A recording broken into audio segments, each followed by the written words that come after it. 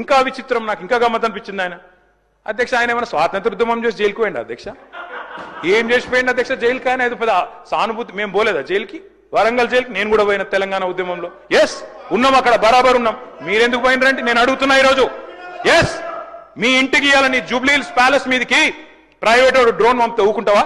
అక్కడ నీ బిడ్డనో నీ వైఫో ఉంటే వాళ్ళని ఇష్టం ఉన్నట్టు ఫోటోలు తీస్తే ఊకుంటావా? ఎవరి ఇళ్లలో పడితే వాళ్ళ ఇళ్ళ దొరబడతా, నా ఇష్టం ఉన్నట్టు చేస్తా, అరాచకం చేస్తా అంటే ఊకుంటారా అధ్యక్ష? ఇది పద్ధతేనా అధ్యక్ష? అంటే మీ కాడికి వచ్చేవరకే కుటుంబాలు, మీ కాడి కొరకు వచ్చేవరకే భార్య పిల్లలు, వేరే వాళ్ళకి లేరా అధ్యక్ష భార్య పిల్లలు? మీరు ఆనాడు ఇష్టం ఉన్నట్టు మాట్లాడినప్పుడు, లేని రంకులు అంటగట్టినప్పుడు, ఇష్టం ఉన్న సంబంధాలు మాట్లాడినప్పుడు ఆ రోజు లేవా నీతులు? చివరికి మా ఇంట్లో పిల్లల్ని కూడా తిట్టింది మీరు కాదా?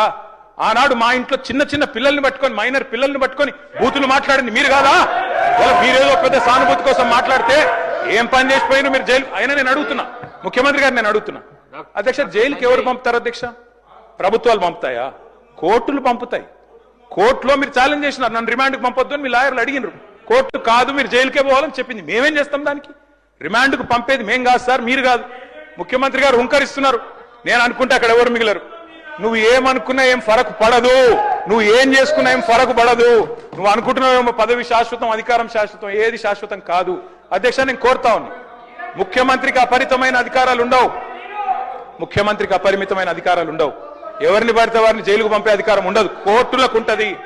లేటెస్ట్ న్యూస్ తెలుగు మరియు ఇంగ్లీష్ అప్డేట్స్ కోసం ఇప్పుడే క్యూన్యూస్ అఫీషియల్ యాప్ ని ప్లే స్టోర్ నుండి డౌన్లోడ్ చేసుకోండి. సరికొత్త సమాచారాల కోసం క్యూన్యూస్ వెబ్సైట్ ని ఫాలో అవ్వండి. ఛానల్లో ప్రాంతీయ, జాతీయ, అంతర్జాతీయ వార్తలు వీక్షించండి.